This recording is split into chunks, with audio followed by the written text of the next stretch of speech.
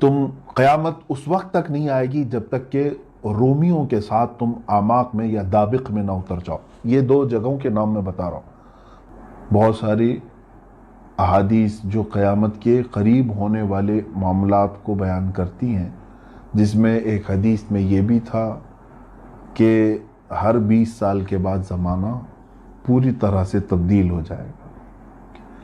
یعنی بہت تیزی سے پہلے جو 10 سال پہلے تھا، 20 سال پہلے تھا، وہ اب وہ چیزیں نہیں رہیں گی، اکثر بدل جائیں گی. آپ خود دیکھیں، آج آپ 2020 میں چل رہے ہیں، ہم اگر 2000 میں چلے جائیں یا 2001 میں چلے جائیں تو بہت تبدیلی ہے.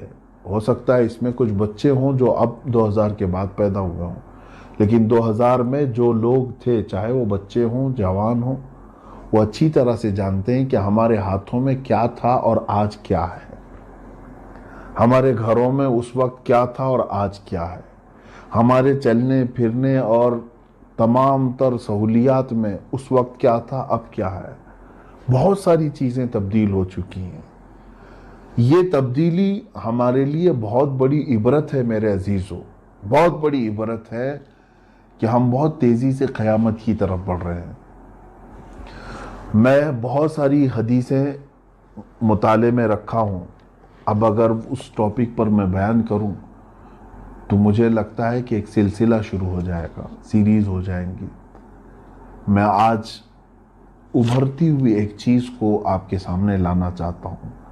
ایک نیوز نے مجھے چونکا دیا، ایک خبر جس کو سن کر کے میں خود چونک گیا کہ اسرائیل جو پوری دنیا کی برائیوں کا جڑ بن چکا ہے یہودیوں کی وجہ سے، ورنہ تو وہ ہمارے یروشلم بیت المقدس ارض مقدس ہے. میں اس پاک زمین کے متعلق نہیں کہہ رہا ہوں. یہودیوں کی جو آماجگاہ ہے، ان کے جو فتنوں کا مرکز بنا رہے ہیں. تو جہاں پوری دنیا کے لیے خرابی اور بہت ساری چیزوں کو وہاں سے گائیڈ لائنز ملتی ہیں، اب ان یہودیوں کے جو ناپاک عزائم اور منصوبے تھے، پہلے سے بھی تھے، اس پر میں نے کافی بحث کی ہے اور گفتگو بھی کی ہے، خطاب کیا ہے کہ پوری دنیا کو کنٹرول کرنے کی کوشش میں لگے ہوئے ہیں.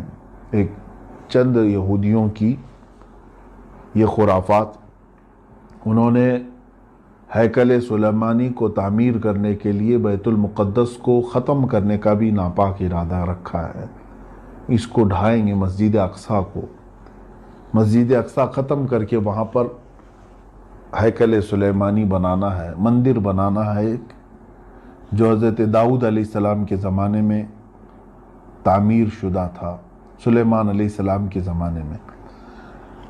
یہ اتنا ہی نہیں بلکہ انہوں نے پورے اسرائیل کو گریٹر اسرائیل کا نام دیا. آپ بھی گوگل پر گریٹر اسرائیل ڈال کر کے دیکھیں تو آپ کو ایک میپ دکھے گا. دنیا کے نقشے میں انہوں نے اپنا ایک میپ ایسا بنایا ہے، ان کے دعوے کے مطابق اسرائیل کا حصہ صرف وہ نہیں ہے جہاں پر آج یہ ہیں، بلکہ یہ عراق کا بھی کچھ حصہ لینا چاہتے ہیں، مصر کا بھی کچھ حصہ، اردن کا جس کو جارڈن کہا جاتا ہے وہ بھی حصہ، اور پھر سیریا کا یعنی ملک شام کا حصہ، اور پھر سعودی عرب جو عرب شریف ہے، اس میں خیبر تک کا علاقہ شامل ہے، مدینہ طیبہ کے قریب قریب تک. اتنا پورا حصہ ان کا دعویٰ ہے کہ یہ اسرائیل کا ہے اور وہ اس کو لے کر رہیں گے، جس سلسلے میں پوری دنیا میں یہ گھماسان ہے. آپ محسوس کریں گے جن ملکوں کا نام میں نے ابھی لیا ہے، انہی ملکوں میں سب سے زیادہ ابھی آپسی معاملات، خانہ جنگی شروع ہے. آپ مصر کے حالات بھی دیکھیں، پائیدار نہیں ہیں. عراق کو پوری طرح تباہ کر دیا گیا ہے. ملک شام کی حالت کیا ہے آج، اور جارڈن میں بظاہر دیکھنے کو ایک حکومت نظر آتی ہے، ورنہ وہاں پر بھی یہودیوں کی غلامی بہت زیادہ ہے. اور سعودی، ان کو تو دوسرا نام اگر یہودی کہا جائے، جو بادشاہ بیٹھے ہوئے ہیں، جو وہاں پر منتظمین ہیں، میں ان کی بات کر رہا ہوں، سارے ملک کے باشندوں کے لیے نہیں، تو میں سمجھتا ہوں کہ یہ کوئی خراب بات نہیں ہے، وہ مکمل ان کی غلامی میں ہے۔ بلکہ بہت سارے ایسی باتیں لیک بھی ہوئی ہیں کہ سعودی عرب کے جو ذمہ دار لوگ ہیں انہوں نے اسرائیل کے بہت سارے خفیہ میٹنگیں اٹینڈ کی ہیں جن کی ویڈیو لیک ہوئی تھی۔ کیا ضرورت تھی کہ ایک اسلامی کنٹری کو ایک اسرائیل کے یعنی وہاں کے منتظمین کے ساتھ میٹنگ اٹینڈ کرنے کی؟ بہرحال ان تفصیلات میں نہیں جاتا۔ اب جو چیز میں عرض کرنے جا رہا ہوں اس کے لیے تھوڑی سی میں نے تمہید آپ کے سامنے رکھی۔ برسوں سے تقریباً 100 سال کے قریب ہونے کو آ گئے، اسرائیل اپنی ہجرت وہاں یعنی یہودی اپنی ہجرت کرتے کرتے کرتے اسرائیل میں کافی بڑی تعداد میں آ گئے۔ پہلے تو یہ ایک چھوٹے سے حصے میں تھے اور بڑھتے بڑھتے بڑھتے اب پورے فلسطین کو انہوں نے اپنے اندر کر لیا ہے۔ اب فلسطین تھوڑا سا رہ گیا، اسرائیل بڑھ گیا۔ غزہ کی ایک پٹی ہے، اس کے اطراف پورے اسرائیلی آباد ہیں، یہودی آباد ہیں۔ حتیٰ کہ UN میں، اقوام متحدہ میں یہ قرارداد پاس ہوئی تھی کہ یہودی اردن کے قریب کچھ علاقے ہیں جو فلسطینیوں کے، وہاں اپنی تعمیرات نہیں کریں گے۔ اس کے باوجود اسرائیل نے UN کی مخالفت کرتے ہوئے ابھی تقریباً 2 لاکھ یہودیوں کو اس میں آباد کیا ہے۔ کئی بستیاں آباد ہو چکی ہیں۔ میں قریب آ رہا ہوں، آپ سوچ رہے ہوں گے یہ باتیں کیوں چھیڑ رہے ہیں، میں قریب آتا ہوں آپ کے۔ یہودیوں کو لا کر کے یروشلم میں بسایا جا رہا ہے۔ یروشلم یہ وہی شہر ہے جس میں بیت المقدس ہے۔ اب یروشلم کا جو لوکیشن ہے وہ تقریباً دنیا کے 3 بڑے ادیان کے لیے مقدس ہے، عیسائیوں کے لیے بھی، کیونکہ بیت اللحم وہاں ہے، عیسیٰ علیہ السلام کی پیدائش جہاں ہوئی تھی۔ یہودی بھی اس کو مقدس مانتے ہیں اور مسلمان بھی، کیونکہ وہ ہمارا قبلہ اول ہے اور مصطفیٰ کریم صلی اللہ تعالیٰ علیہ وسلم کی معراج کا مبدأ ہے۔ وہاں سے حضور اکرم صلی اللہ تعالیٰ علیہ وسلم کی معراج کی شروعات ہوئی تھی، یعنی آسمانوں پر جانے کی۔ تو اس اعتبار سے یہ تینوں بڑے مقدس، یہ تینوں بڑے ادیان کے لیے مقدس حیثیت رکھتا ہے یہ علاقہ۔ اب یروشلم کے لیے ظاہر سی بات ہے مسلمان بھی، عیسائی بھی اور یہودی بھی، تینوں کا وہاں پر کچھ نہ کچھ دعویٰ رہا ہے۔ اب تک سلطان صلاح الدین ایوبی رحمۃ اللہ تعالی علیہ نے جو فتح کیا، اس وقت سے لے کر اب تک مسلمان علل اعلان اس میں نمازیں پڑھتے رہے اور اپنی عبادات کرتے رہے، اور حالات زمانہ میں سب کے ساتھ یعنی سب کو اجازتیں رہی ہیں، عیسائیوں کو بھی، یہودیوں کو بھی، ان کے مقدس جو بھی معاملات ہیں وہ کرنے کی اجازتیں رہی ہیں۔ لیکن جب سے یہودی وہاں پر آباد ہوئے، انہوں نے دخل اندازی شروع کی۔ اب حالت یہ ہے کہ بیت المقدس میں بھی پرمیشن ان کی لے کر کے مسلمانوں کو جانا ہوتا ہے، یہودیوں کی پرمیشن لے کر انہیں جانا ہے۔ خیر، اب میں قریب اپنے پوائنٹ پر آتا ہوں کہ سالوں بھر محنت کرنے کے بعد اسرائیل نے اب جا کر کے یہ اعلان کرنے کا طے کر لیا ہے۔ اب اگلا جو مہینہ آ رہا ہے جولائی میں نے جو خبر سنی وہ عرض کر رہا ہوں کہ اس وقت یہ اعلان کر دیا جائے گا کہ اب یروشلم جو ہے اسرائیل کا کیپٹل سٹی ہے، راجدھانی ہے۔ اس کے بعد پوری دنیا کا معاملہ گرم ہوگا۔ ہم جون میں چل رہے ہیں، جولائی کے متعلق میں نے سنا ہے، بہرحال خبر غلط بھی ہو جنہوں نے مجھے سنایا ہے، لیکن ان کا ناپاک ارادہ اس سلسلے میں ہے ضرور۔ میرے عزیزو، ان ظالموں نے جو چیزیں پلاننگ کی ہیں وہ اپنی جگہ پر، میں اب حدیث رسول کی طرف آتا ہوں۔ اچھا، حدیث پاک سنانے سے پہلے ایک بات میں اپنی اس بات کی تائید کے لیے یہ بھی کہہ دوں، شاید آپ کو 2 سال قبل کی یہ خبر بھی معلوم ہوگی، جب امریکہ کا صدر اسرائیل کے دورے پر آیا تو اس نے اناؤنس بھی کیا، نہیں بلکہ امریکہ سے ہی اعلان کیا کہ ہم اپنی سفارت کو، اپنی ایمبیسی کو تل ابیب سے منتقل کر کے یروشلم میں لاتے ہیں۔ سب سے پہلا یہ ملک ہے امریکہ، US، جس نے یہ اناؤنس کیا کہ میں اسرائیل کا کیپٹل یروشلم کو مانتا ہوں۔ یہ ٹرمپ نے اعلان کیا تھا، 2018 کی بات ہے غالباً۔ اس وقت سے ہی یہ بات شروع ہو چکی ہے پوری دنیا میں کہ اب اسرائیل کا کیپٹل یروشلم ہے۔ اب سنیے حدیث پاک، حضرت معاذ بن جبل رضی اللہ تعالی عنہ سے یہ روایت ہے، رسول کریم صلی اللہ تعالی علیہ وسلم سے آپ نے یہ روایت بیان کی ہے۔ اللہ کے حبیب صلی اللہ تعالی علیہ وسلم نے فرمایا، عمران بیت المقدس خراب یثرب، وخراب یثرب خروج الملحمة، وخروج الملحمة فتح قسطنطینیت، وفتح قسطنطینیت خروج دجال، او کما قال النبی صلی اللہ علیہ وسلم۔ اس کے بعد حدیث کا ایک ٹکڑا ہے، اس میں جو ترتیب وار باتیں بیان کی گئی ہیں وہ بہت توجہ سے آپ سنیں۔ اللہ کے نبی صلی اللہ علیہ وسلم نے فرمایا بیت المقدس کی آبادی ہوگی، بیت المقدس کے ارد گرد آبادی ہوگی، مدینہ ویران ہوگا۔ مدینہ طیبہ کی بات کر رہا ہوں، رسول کریم صلی اللہ علیہ وسلم کی مدینے کو ویران کیا جائے گا، اور مدینے کی ویرانی، اب یہ ویران میں توہین کے لفظ میں نہیں استعمال کر رہا ہوں، حدیث پاک میں خراب کا لفظ آیا ہے جس کا معنی تو ویرانی ہوتی ہے۔ ویرانی کس طرح کی ہے وہ ابھی میں تشریحاً عرض کروں گا۔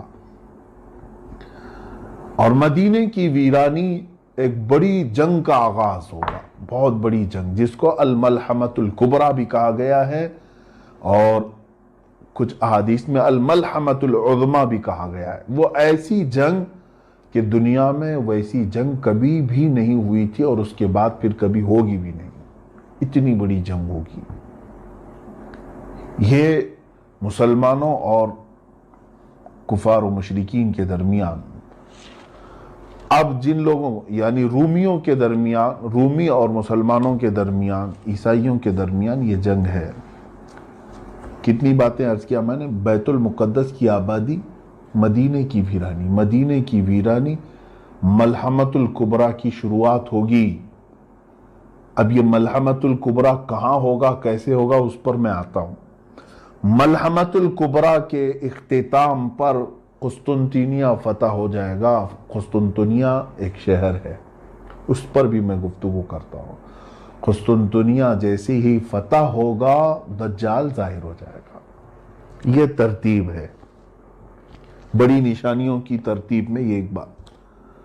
اب اسی پر اگر گفتگو کرے تو بات طویل ہو جائے گی، اور حالات پورے کے پورے اس حدیث کے قریب آ رہے ہیں، اس لیے مجھے آج آپ کو اس حدیث کو سنانا پڑ رہا ہے۔ عزیزان گرامی وقار، اب حالات دیکھیں۔ اللہ کے نبی صلی اللہ تعالی علیہ وسلم نے فرمایا عمران بیت المقدس خراب یثرب، بیت المقدس کی آبادی۔ اب اس آبادی سے مراد کیا ہے، محدثین دو طرف گئے ہیں۔ بعض نے یہ کہا کہ اس کے آس پاس آبادی بہت بڑھ جائے گی، اب وہ یہودی ہوں یا عیسائی ہوں یا مسلمانوں کی آبادی، کوئی بھی مطلق ہے، یعنی وہ بہت ہی بڑا شہر بن جائے گا، اور یہودی مسلسل وہاں پر یہودی کالونیاں بنا رہے ہیں۔ ابھی تقریباً ابھی اس سال کی خبر ہے، میں آپ کو بتاؤں 2 لاکھ یہودیوں کو انہوں نے آباد کیا، وہاں پر کالونیاں بنائیں، بستیاں بنائیں غیر قانونی طریقے سے، اور تقریباً 25 سال سے مسلمانوں کی دکانیں بند ہیں، تالوں پر بھی جالے لگ چکے ہیں۔ آپ جا کر کے دیکھ سکتے ہیں بیت المقدس کے ارد گرد جو کرفیو لگے ہوئے تھے وہ ابھی تک لگے ہوئے ہیں، لیکن ان کی آبادی بڑھ رہی ہے۔ اگر حدیث پاک کے مفہوم میں یہی ہے کہ ان کی آبادی ہے تو بھی کوئی حرج نہیں. حدیث پاک میں مطلق فرمایا گیا بیت المقدس کی آبادی. مگر اس کے مطابق ایک اور حدیث پاک ملتی ہے جس میں اللہ کے نبی صلی اللہ تعالیٰ علیہ وسلم نے فرمایا جب تم دیکھو گے کہ خلافت ارض مقدسہ میں جا چکی ہے تو سمجھ لو کہ بڑی نشانیاں سب ظاہر ہونے کا وقت آ چکا ہے. خلافت ارض مقدس کا مطلب بیت المقدس. خلافت اگر ارض مقدس میں آ گئی تو اس کا مطلب یہ ہوا کہ مسلمانوں کی خلافت پھر سے قائم ہوگی اور وہ بیت المقدس سے ہوگی.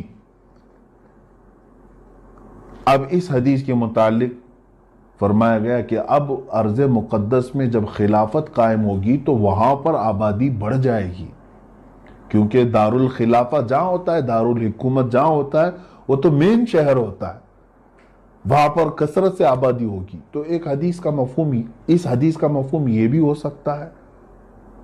لیکن اب کے جو حالات مجھے نظر آ رہے ہیں اس حدیث کے مطابق، دو چیزیں کیا آپ کو ساتھ ساتھ نظر نہیں آ رہی ہیں؟ ایک طرف ان لوگوں نے بیت المقدس پر ظالمانہ جابرانہ قبضہ جمایا ہوا ہے اور کالونیاں بسا رہے ہیں، اور ان قریب آپ دیکھنا کہ اناؤنس ہو جائے گا پورے کے پورے دنیا کو سینٹرلائز کرنے کی کوشش کی جائے گی. آپ دیکھیں گے ان باتوں کو، ساری بینکوں کا، ساری بڑی کمپنیوں کا مرکز اسرائیل بن جائے گا.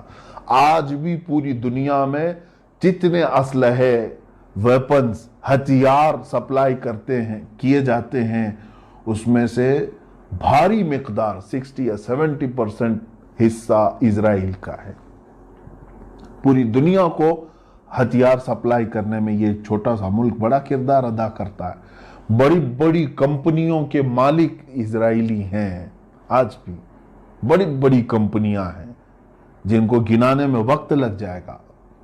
یہ ساری کی ساری کہاں مرکزیت اختیار کر جائیں گی؟ اسرائیل میں.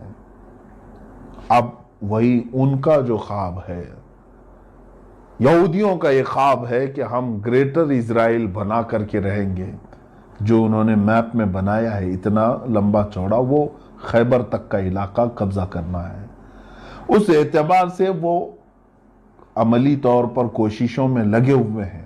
مگر میں حدیث بیان کر رہا ہوں آپ کو، بیت المقدس کے ارد گرد آبادی، مدینے کی ویرانی. ایک طرف یہ یہودی کالونیاں بسا رہے ہیں اور دور دور سے ہجرت کر کے وہاں پہنچ رہے ہیں اور ساری بڑی کمپنیوں کا مرکز یروشلم بنانا چاہ رہے ہیں. امریکہ نے ایمبیسی منتقل کر دی. اب اس کے بعد اس کے نقش قدم پر دوسرے ملک بھی دھیرے دھیرے اپنی ایمبیسیاں کہاں لے کر کے آئیں گے؟ یروشلم میں لے کے آئیں گے. دوسری طرف ادھر مدینہ طیبہ کو دیکھیں. مدینہ طیبہ مسلسل 3 ماہ ہو چکے مسجد نبوی کو بند رکھا گیا ہے. اب مدینے کی ویرانی سے کیا مراد ہے؟ عزیزان گرامی، میرا کلیجہ حلق کو آ جائے اگر میں وہ حدیثیں آپ کو پڑھوں کہ سناؤں. اور یہ حدیثیں صحیح مسلم شریف میں، بخاری شریف میں، صحیح ابن حبان اور موطا امام مالک، یہ 4 مقدس اور بہت ہی بڑی کتابوں کی حدیث ہے. اللہ کے نبی صلی اللہ تعالیٰ علیہ وسلم نے یہ فرمایا، تم دیکھو گے ان قریب مدینے کو ایسا چھوڑ دیا جائے گا، مدینے کو چھوڑ دیا جائے گا، یہاں تک کہ اس کے رہنے والے اور زیارت کرنے والے مدینے سے خالی ہو جائیں گے اور مدینے میں درندے آئیں گے، یہاں تک کہ مسجد نبوی میں کوئی درندہ داخل ہو جائے گا.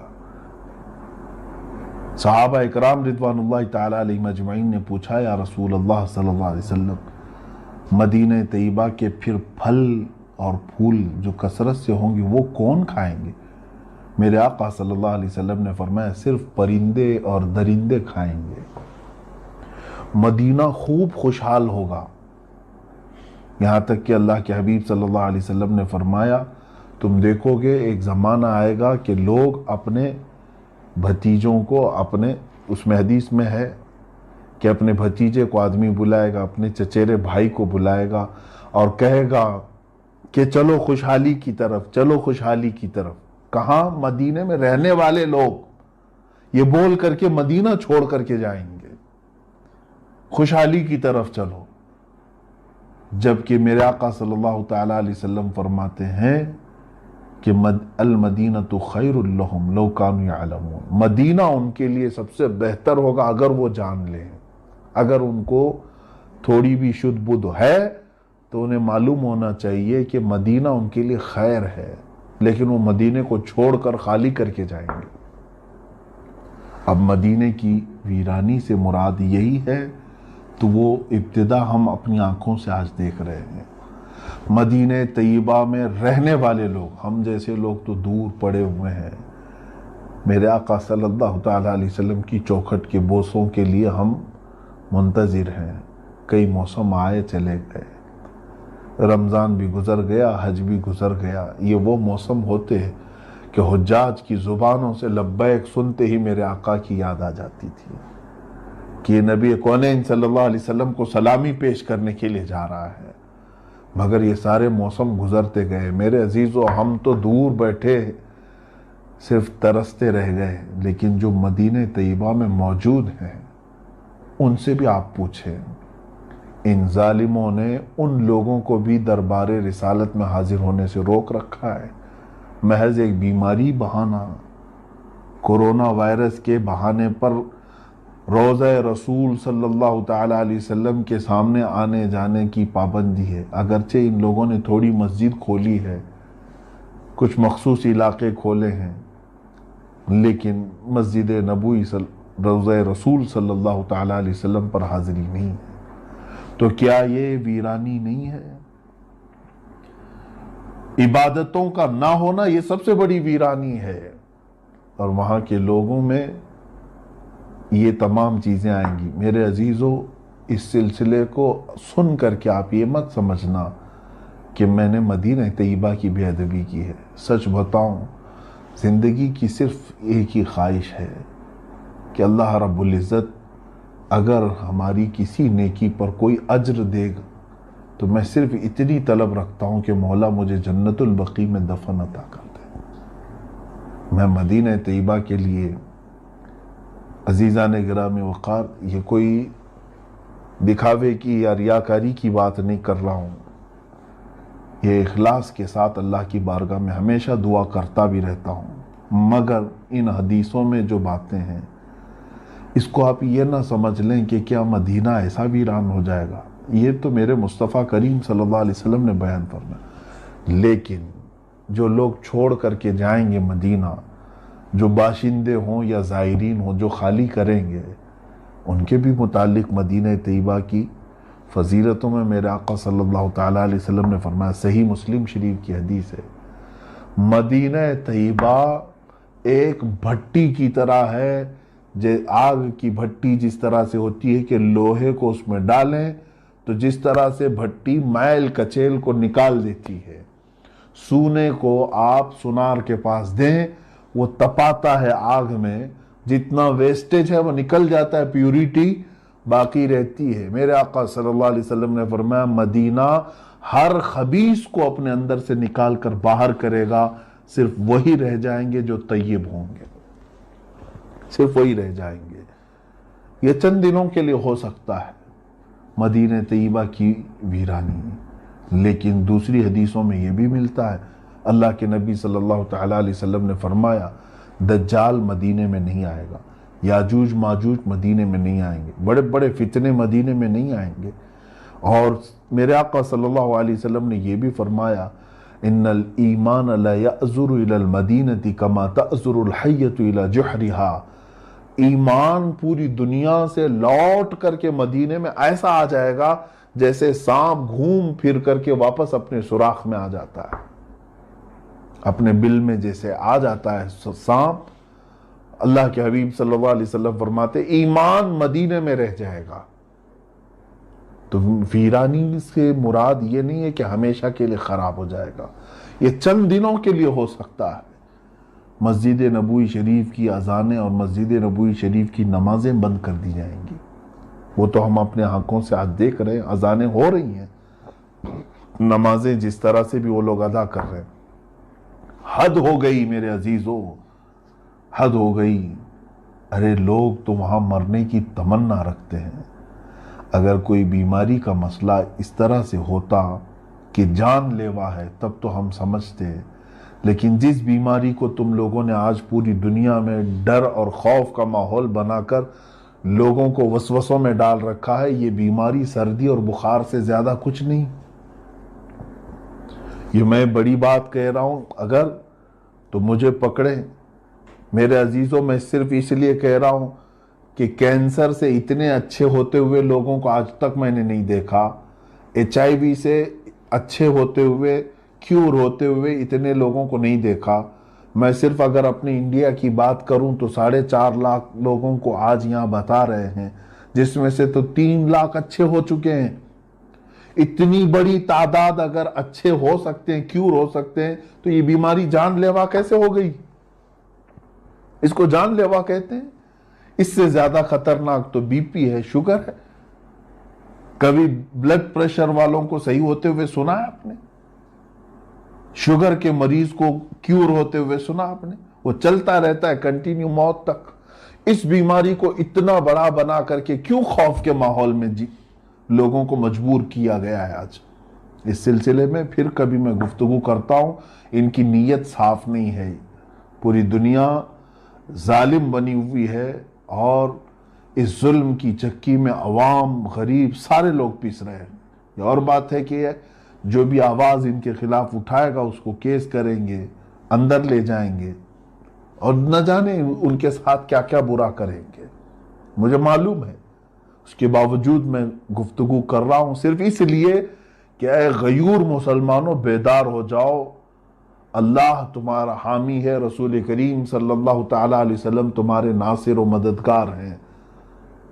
اپنی ان تمام پھیلائی ہوئی باتوں پر اعتماد اور بھروسہ نہ رکھو، ایمان نہ لاؤ ان کی تمام باتوں پر۔ بات یہ عرض کر رہا تھا، مدینہ طیبہ کو جس طرح سے ویران کرنے کی ان لوگوں نے کوشش کی، اللہ اکبر، آج بتانے سے زبان لڑکھڑا جاتی ہے۔ اب اللہ کے حبیب صلی اللہ تعالیٰ علیہ وسلم نے جو بیان فرمایا کہ وَخَرَابُ يَثْرِبْ خُرُوجُ الْمَلْحَمَةِ الْكُبْرَى۔ خروج الملحمہ، ملحمہ کیا ہے یہ؟ اب اس پر میں بات کروں۔ دنیا کی سب سے بڑی جنگ، ملحمہ جو ہے یہ لحم سے بنا ہوا ایک لفظ ہے۔ گوشت کاٹنے کی جو دکان ہے اس کو ملحم بھی کہتے ہیں۔ ملحمہ، اس میں گوشت کے ٹکڑے ٹکڑے ہو جائیں گے، جس کی وجہ سے اس کو بہت بڑی ملحمۃ الکبریٰ، یعنی اللہ کے حبیب صلی اللہ تعالیٰ علیہ وسلم نے یہ فرمایا، خراب یثرب خروج الملحمہ۔ ملحمہ کیا ہے؟ ایک بہت بڑی جنگ ہے۔ دوسری حدیثوں سے اس کے متعلق جو تائید ملتی ہے، ایک حدیث میں یہ بھی میرے آقا صلی اللہ تعالیٰ علیہ وسلم نے فرمایا، تم قیامت اس وقت تک نہیں آئے گی جب تک کہ رومیوں کے ساتھ تم آماق میں یا دابق میں نہ اتر جاؤ۔ یہ دو جگہوں کے نام میں بتا رہا ہوں، مرج دابق اور آماق، یہ لفظ آئے ہیں۔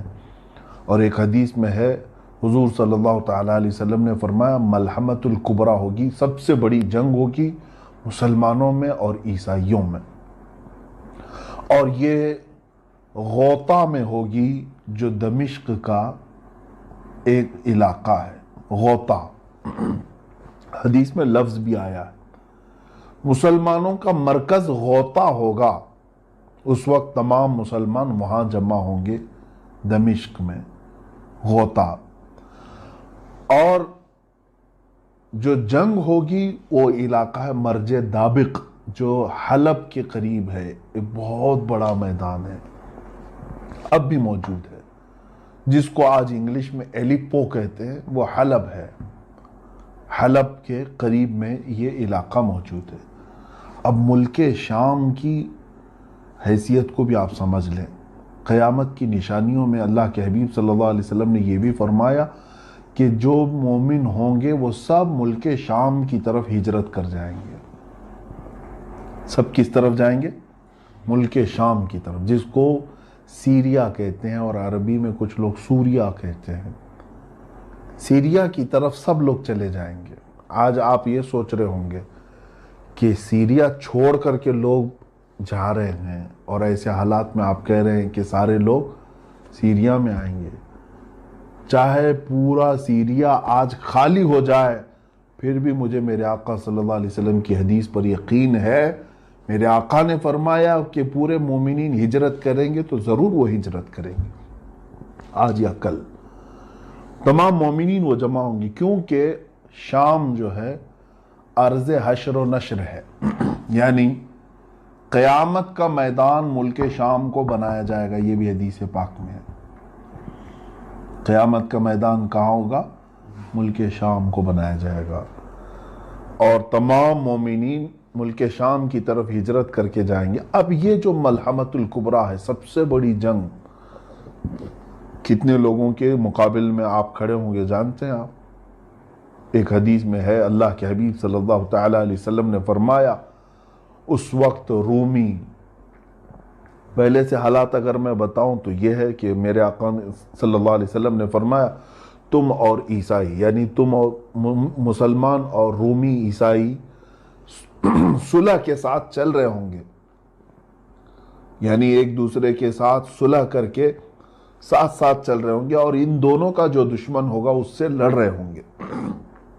کئی سالوں تک یہ بات چلے گی۔ عیسائیوں کا بھی جو دشمن ہے اور مسلمانوں کا بھی جو دشمن ہے، ہو سکتا ہے وہ یہودی ہوں، اینٹی کرائسٹ جن کو کہا جاتا ہے، وہ لوگ ہوں، ان کے ساتھ لڑ رہے ہوں گے۔ اس کے بعد ایک دن ایسا ہوگا کہ ایک عیسائی رومی وہ صلیب توڑ دے گا اور بدعہدی کریں گے اس صلح میں، وہ لوگ صلح کو توڑ کر کے بد شکنی کریں گے، تو پھر مسلمانوں اور عیسائیوں میں ایک بہت بڑی جنگ ہوگی۔ اس وقت سارے عیسائی جو جمع ہوں گے، 80 جھنڈوں تلے وہ لوگ جمع ہوں گے۔ کتنے؟ 80 جھنڈے، ہر جھنڈے کے تحت، ہر جھنڈے کے نیچے 12,000 لوگ ہوں گے۔ اس اعتبار سے تقریباً کتنے ہو گئے؟ 9,60,000 کے قریب۔ 9,60,000 کی فوج ایک طرف ہوگی۔ یوں سمجھ لیں کہ مومنین کے مخالفت میں، مسلمانوں کی مخالفت میں پورا کفر جمع ہو جائے گا۔ اس میں جہاں جہاں یہ لوگ ہوں گے سب کو جمع کر لیں گے۔ یہی ملحمۃ الکبریٰ ہے، سب سے بڑی جنگ ہے۔ اور اس جنگ میں مسلمان کس طرح ہوں گے؟ بعض حضرات نے کہا کہ وہ امام مہدی کی قیادت میں لڑیں گے، لیکن حدیثوں میں ایسا لفظ تو ہے نہیں۔ ہو سکتا ہے کہ امام مہدی کے بغیر بھی لڑیں۔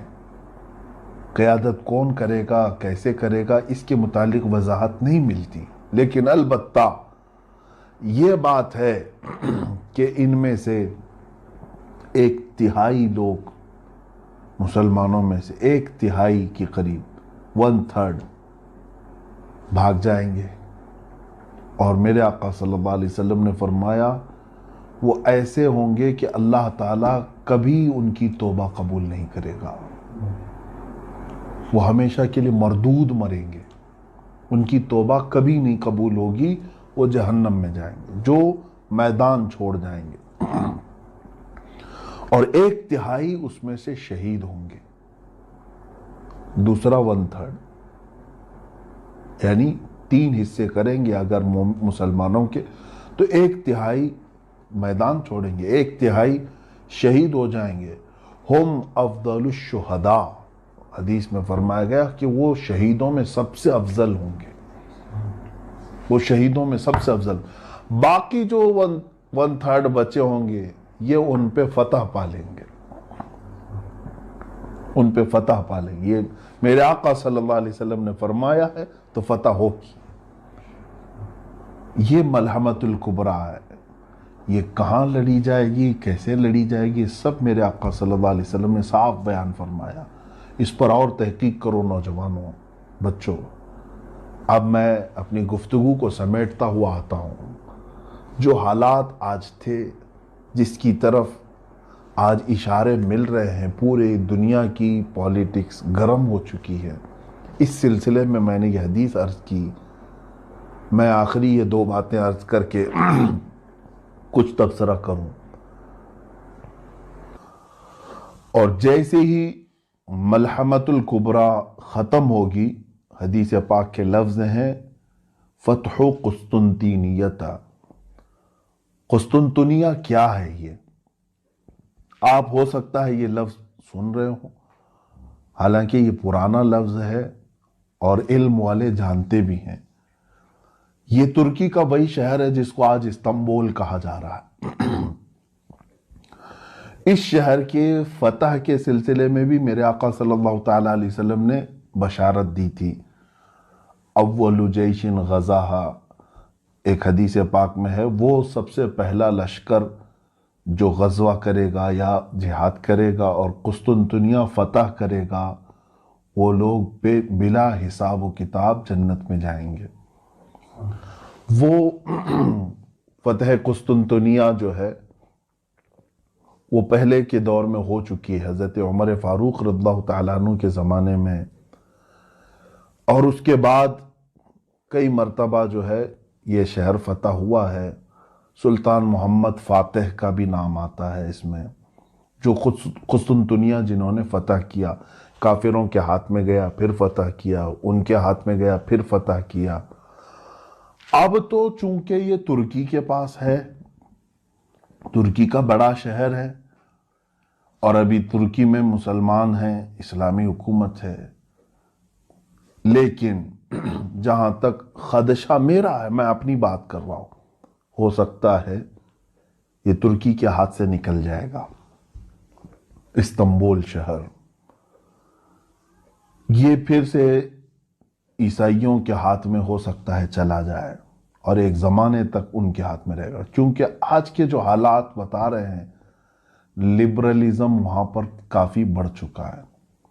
جو بلکہ میں اگر بتاؤں، آپ تحقیق کریں، ترکی کی حکومت کا جو آئین ہے، وہاں کا جو نظام ہے، اس میں بھی یہ چیز موجود ہے کہ وہ ترکی کوئی ایک مذہبی حکومت نہیں، یعنی وہاں کا کوئی سرکاری مذہب نہیں ہے، بلکہ وہ جیسے انڈیا ہے سیکولر ہے، ہمارا کوئی سرکاری مذہب نہیں، اسی طرح سے ترکی کا بھی انہوں نے بنایا ہے۔ جب خلافت عثمانیہ ختم ہوئی تھی تب یہ بنایا گیا تھا اس طرح سے کہ موجودہ صدر نے اسلامی کام زیادہ کیے ہیں، لیکن آج بھی وہاں کا نظام ہے وہ سیکولر ہے، اور آج بھی بہت سارے وہاں امریکہ کے پٹھو موجود ہیں، بہت سارے ایسے جو منافق ہیں، وہ اپنے ماحول کو بڑھانے کی کوشش کر رہے ہیں۔ تو مجھے جہاں تک اندیشہ لگتا ہے استنبول ان کے ہاتھ سے جائے گا اور عیسائیوں کے قبضے میں رہے گا،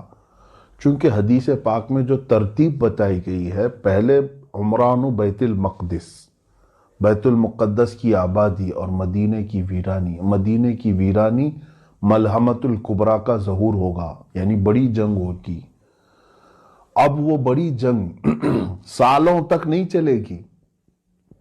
ایک بات یہ بھی سمجھ لے، جیسے وار نہیں ہے یہ world war first, world war 2 جس طرح سے ہوئی، بہت سارے لوگ اس کو ورلڈ وار 3 بھی سمجھ رہے ہیں۔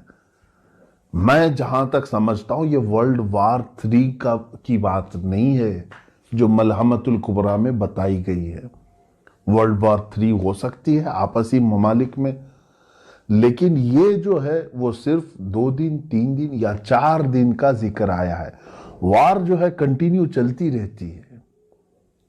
یہ جیسے جنگ بدر ہوئی، ایک دن میں ختم ہوئی، جنگ احد تھی، ایک دن میں ختم ہوئی، اسی طرح سے ملحمۃ الکبریٰ بھی جو ہے یہ بہت لمبے سالوں تک یا مہینوں تک نہیں چلے گی، زیادہ سے زیادہ اس کی مدت 1 ہفتہ ہو سکتی ہے احادیث پاک کی روشنی کے مطابق۔ تو عزیزان گرامی، اب ملحمۃ الکبریٰ کے ختم کے بعد کیا ہوگا؟ قسطنطنیہ فتح ہوگا۔ تو فتح ہونے کی جو بات کی گئی ہے، اگر آلریڈی پہلے سے وہ مسلمانوں کے قبضے میں ہے تو پھر فتح کی بات کیسے فتح کی بات کیسے ہو سکتی ہے؟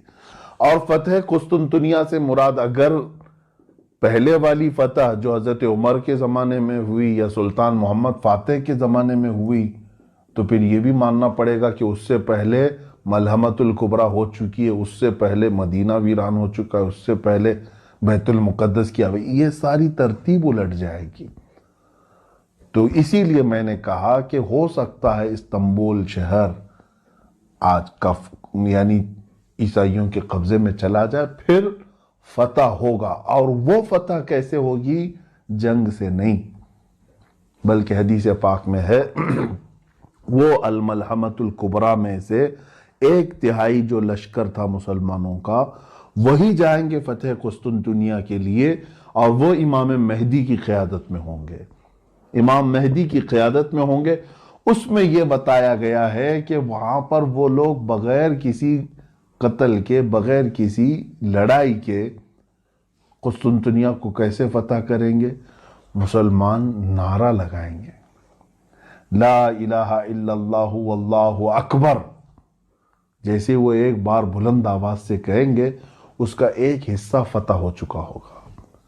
دوسری مرتبہ کہیں گے تو استنبول کا دوسرا حصہ فتح ہو چکا ہوگا، یہ حدیث پاک میں موجود ہے۔ تیسری مرتبہ مسلمان نعرہ تکبیر اس طرح بلند کریں گے، لا الہ الا اللہ واللہ اکبر، قسطنطنیہ یعنی استنبول شہر فتح ہو چکا ہوگا۔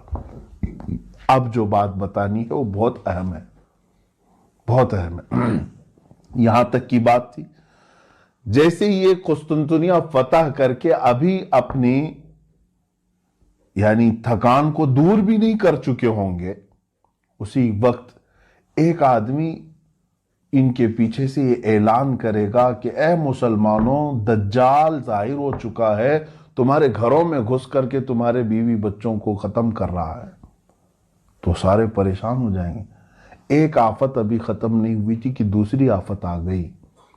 اب دجال کے ظہور کی خبر جیسے ہی سنیں گے، اس وقت میرے آقا صلی اللہ تعالی علیہ وسلم فرماتے ہیں 10 گھوڑ سوار، گھوڑے کا ذکر ہے، 10 گھوڑ سوار قسطنطنیہ سے نکلیں گے، پھر وہ ارض مقدس کی طرف آئیں گے یا اپنے وطن آئیں گے، اور بہت تیزی سے آئیں گے، جبکہ وہ خبر شیطان نے پھیلائی تھی جھوٹی ہوگی۔ پہلے جو شیطان کہے گا کہ دجال آ چکا، ڈرانے کے لیے، لیکن جب وہ تمام مسلمان واپس اپنے اپنے گھر آئیں گے، تب حقیقت میں دجال آ چکا ہوگا۔ اب سنیں، بڑی بات ہے، اللہ کے نبی صلی اللہ علیہ وسلم نے فرمایا، میں ان میں سے ہر گھڑ سوار کو جانتا ہوں، اس کا نام بھی، اس کے باپ کا بھی نام، اور اس کے گھوڑوں کے رنگ بھی جانتا ہوں۔